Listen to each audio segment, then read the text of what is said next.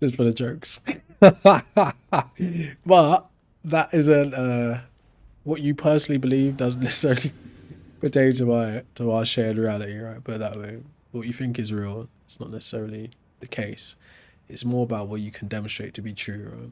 What kind of explanatory success do you have? That's what it's about.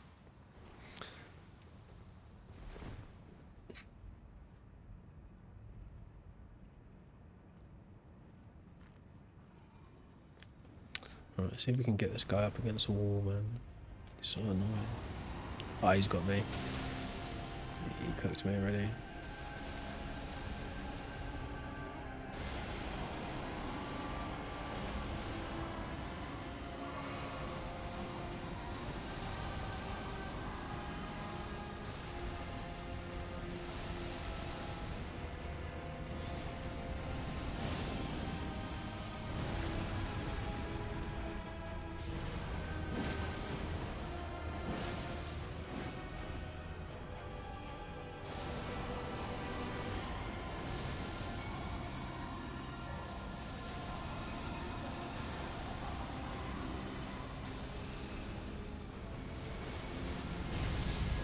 Oh shit. Bro's just spamming attacks.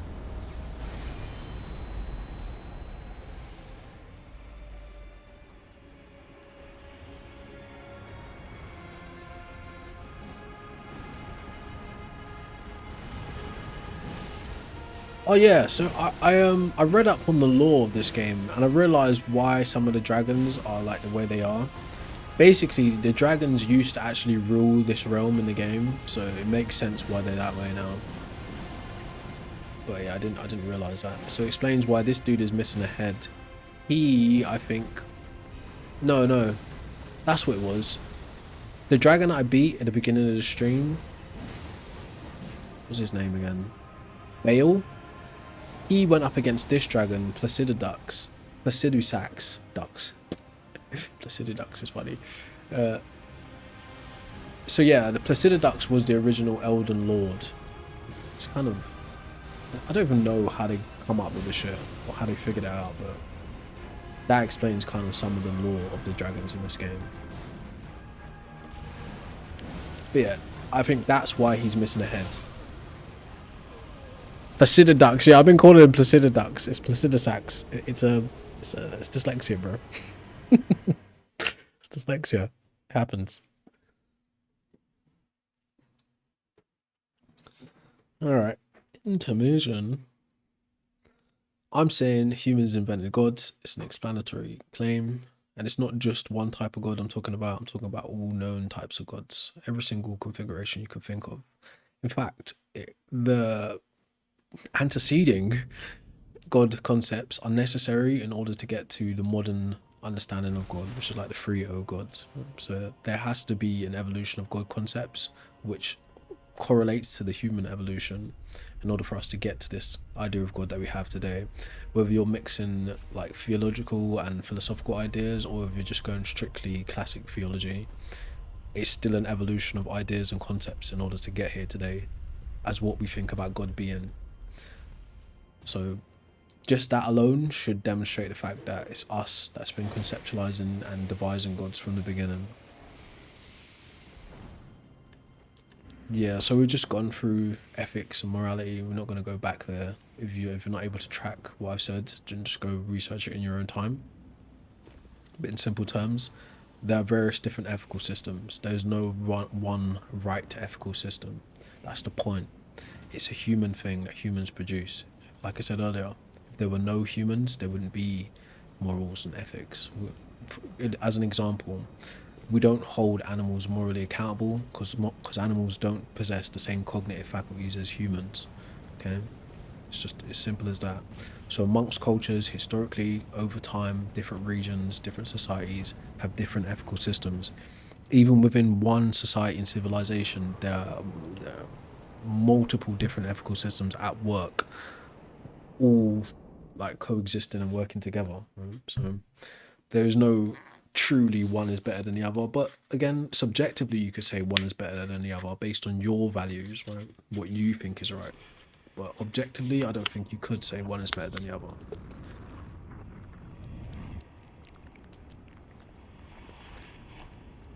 it's a what you'd find yourself doing is a waste of time by going down and judging each action morally, like this is moral, amoral, or immoral. That's a waste of time. What you should compare is the systems that give you your rule set on how you judge an action in the first place. That's what you should compare. It's the system, not the action. We could have two different moral or ethical systems and still deem an action immoral or moral. No. We could have two completely different systems, but it's the rule set within that system that's interesting, not the action itself. Okay.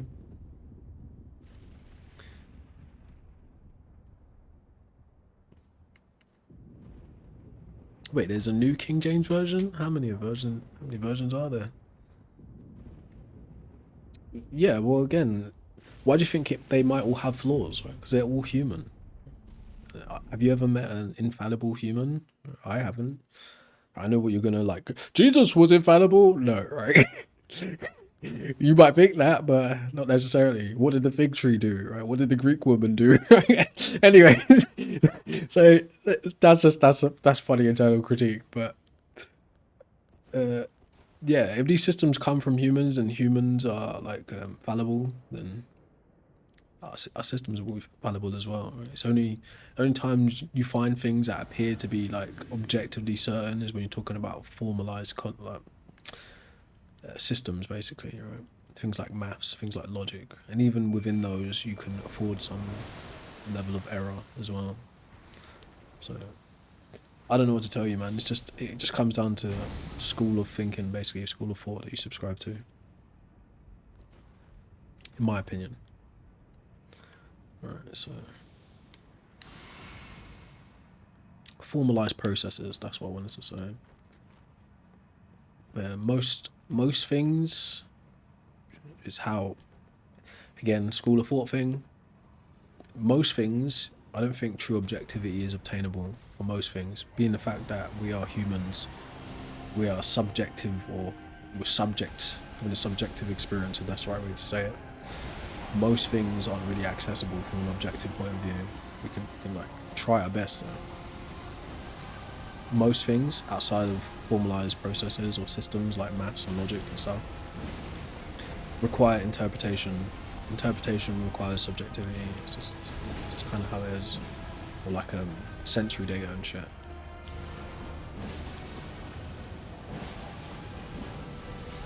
Bro. Damn it.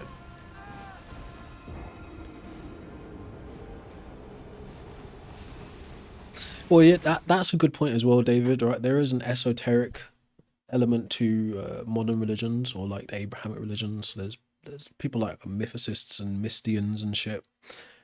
They take text and religious writings to be allegorical, which is reasonable considering that that's more likely aligned with truth than a telling of actual events. But yeah, not everyone chooses to go the esoteric route when like observing things or just researching. Some people take things like actually like it actually happened, or like literalists, if that's the right way to put it. But yeah, I'm aware that there's like celestial things, even alchemical ideas within Christianity and Judaism. I'm aware of that too, but it just depends who is looking at it, right? For instance, say we got a map, right? I can give everyone the map, but if everyone hasn't got the key and the coordinates to get to where we're trying to get to, they have no idea what they're looking at, right? So just consider that.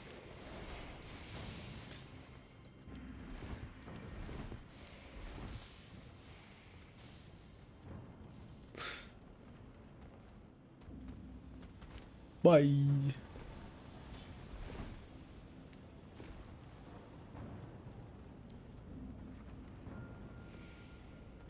Yeah, I don't know. I don't know what that's supposed to mean, bro.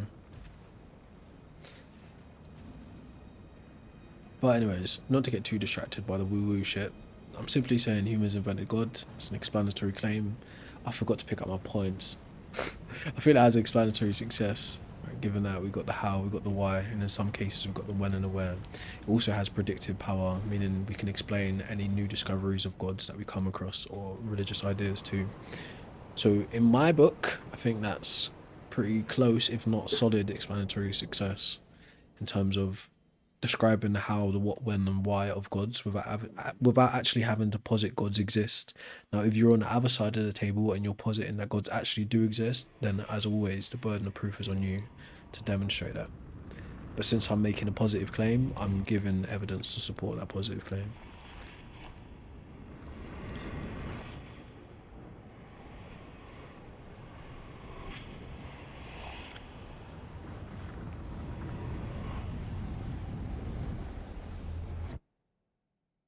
And when you say power, what does that mean? Right? The idea of Santa has power, but what does that mean? There's pragmatic uses to believe in Santa. You know, there's pragmatic uses to partake in a Yule festival, or pragmatic uses of turning a Yule festival into Christmas. You know, but what does that mean when you say power? Are you talking about human power, political power? Of course, definitely power there. But what does that mean?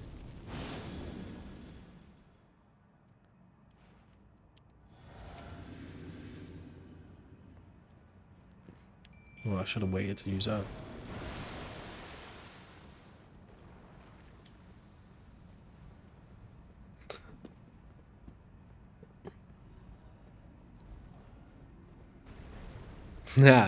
Love that. You figure it out.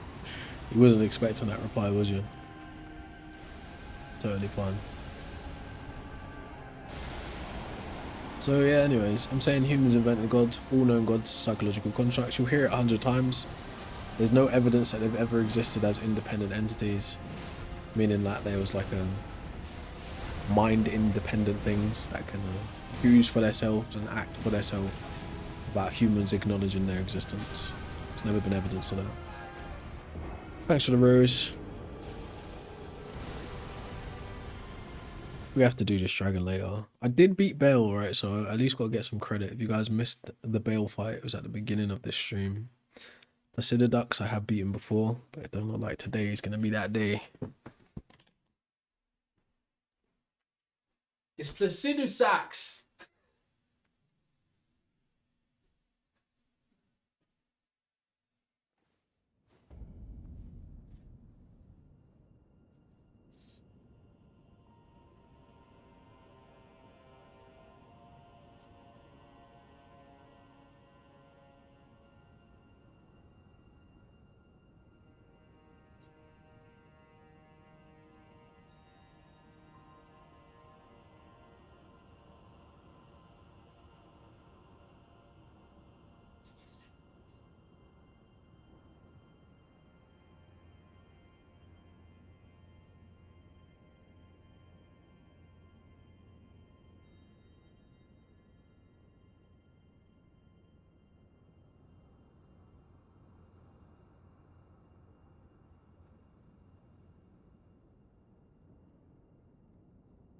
Alright, sorry about that. Thanks for like. Yes, Placido Sax. Keep calling them Placido Ducks. I don't know why.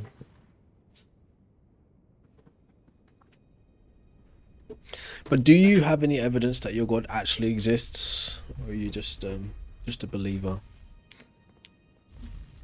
What are the reasons that convince you to believe? I would love to know.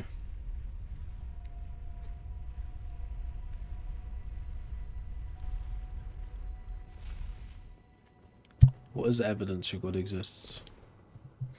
Lay it on me, man. Is this going to be something objective? Or at least mind independent? We shall see.